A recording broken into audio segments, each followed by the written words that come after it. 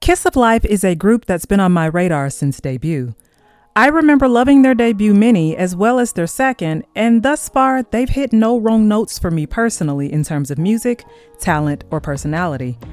Midas Touch and Nothing are two great throwbacks to those late 90s R&B, 3LW, and Destiny's Child's vibes. There's also a splash of some early 2000s Britney Spears Toxic, as well as a bit of a homage to some second-gen K-pop girl groups like Kara or Tiara. I think both songs were pretty well done, and their team is doing a great job of establishing them. Their creative director, Hayen, is putting in some serious work to truly distinguish these ladies from all of the other fifth-gen noise by giving them an edge that allows them to explore the continuous trend of Y2K nostalgia in K-pop in a way that makes it feel unique and fresh to them as a group. Now, obviously, I'm not saying that Kiss of Life is inventing some brand new thing. What I am saying is that they're doing a great job of tailoring this sound to fit their brand in a way that doesn't feel cheap or like it's trying to piggy bank off of another group's success. All of the members have impressed me in one way or another, and I'm genuinely curious to see what's in store for their careers. But something has been following them lately, especially now as they've begun to rise up the ranks in the industry. Many people are in debate about their concept, and most of this is due to a very specific narrative that's been built around them by some of their fans. Now, I'm not referring to every single Kiss of Life fan out there, of course, but apparently some people have taken it upon themselves to proclaim, wow, we finally have some grown women in K-pop. Now, on one hand, I definitely get where they're coming from, especially since all of the members debuted at ages much older than the average fifth-gen female idol. But I also see how this specific narrative can accidentally cause some serious backlash for Kiss of Life. I thought it would be fun to explore both sides of this argument and then state my opinion on where I stand with this statement. Let's start with the rhetoric from those who believe that this statement is being said in poor taste. I've heard many fans say that this statement is nothing but some low-key way of shading other fifth-gen groups by uplifting Kiss of Life for their apparent maturity in their bolder and more adult concept, since they seem to be aiming for an older generation of K-pop fans. And that leads me to address the opposite side of this grown woman argument, so I can finally say we really need to stop infantilizing these adult idols. Because the other argument that I've heard about Kiss of Life is that they're currently one of the most over-sexualized groups in K-pop, and that their company is trying too hard to drive attention towards them by pushing the members beyond their comfort zones. Some people feel that the hyper-sensual way that this group is being presented might be a bit too much. Some of these same people refer to Julie and Natty in particular in regard to this. As the two oldest members, who are often more commonly associated with the group's overt sensuality, Julie and Natty do most of the heavy lifting here. They are often the two wearing the most revealing outfits, and more often than not, they are at the center of the group's more risque choreography, especially considering the fact that they are the main and lead dancers.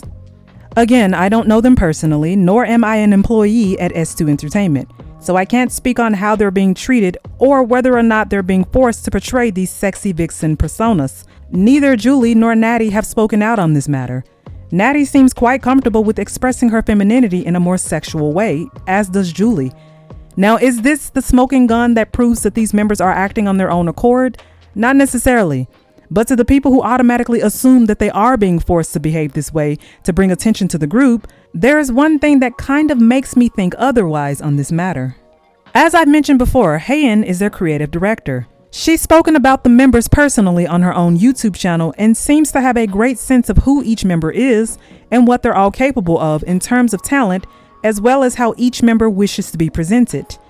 She has also known Natty for a very long time, and the two of them seem to be pretty close friends. I personally don't believe that she would throw a close friend into the public unfavorably by forcing Natty into this hypersexualized persona if Natty herself wasn't comfortable with it. Hayen herself has been taken advantage of by the industry. She knows how it feels as a fellow female idol. I have a hard time believing that she would want that for another female idol, especially four that she has a personal relationship with.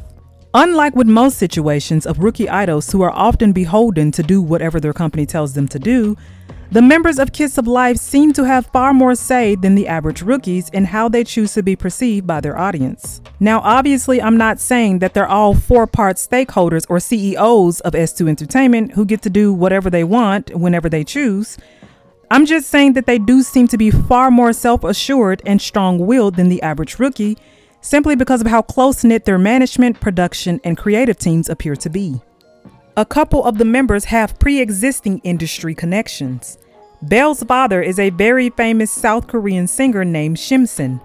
There is no actual confirmation that he's put forth any financial support towards Kiss of Life as far as I know, but I wouldn't be surprised if he did. Natty was a well-known and well-liked idol long before Kiss of Life, with ties to JYP and SM. The Kiss of Life members likely have some say-so in which on-stage personas they choose to lean into. They've had some say-so with past choreography as well as some songwriting credits. Belle has even expressed some interest in pushing the group to be more self-sufficient by stating that she wants Kiss of Life to be a self-producing group someday. These ladies seem to know what they want from their careers and have no problem making it known. Unless we hear otherwise from their mouths that something sinister is happening behind the scenes, I wouldn't go on the defense by claiming that they're in the same boat that Stellar was in.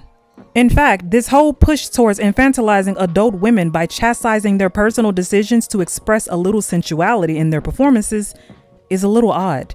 The same thing goes for any fan who feels the need to speak up for these idols as if these idols are incapable of speaking for themselves. I recently came across that Jungyeon post in which she explicitly states that she has no interest in pursuing a solo career right now. This was in response to many solo stans complaining about her lack of solo opportunities while declaring that JYP is mistreating her. I remember reading that in disbelief at the audacity. From that, it became even clearer to me just how toxic and extreme a lot of these parasocial fan-idol relationships can be.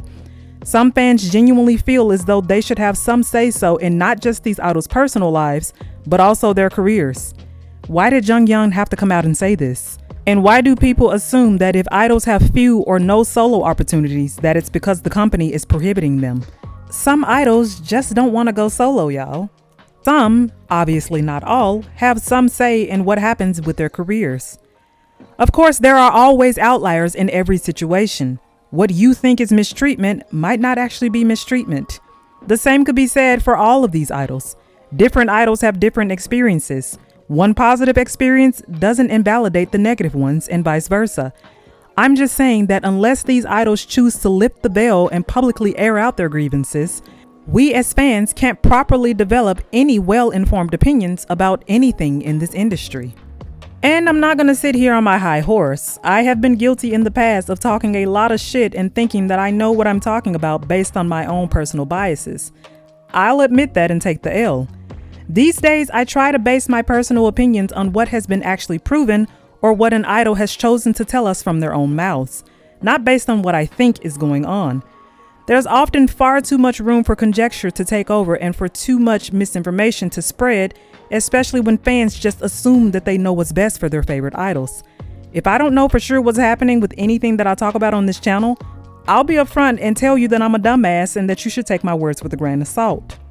With all of this discourse concerning the most common misconceptions about Kiss of Life, it really forces me to stop and reevaluate my personal feelings on certain industry issues.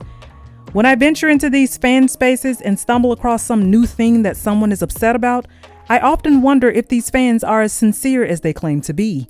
Yes, many of these complaints are genuine grievances that deserve some actual discussion. But sometimes we as individuals should take a step back and try to understand perspectives that don't align with our own to get as many sides as we can to every story. Whether you believe that Kiss Alive are the grown women that K-pop needed, or you think that that's just some silly fan-led propaganda, think long and hard about how you choose to look at these idols and how you choose to perceive them and their circumstances.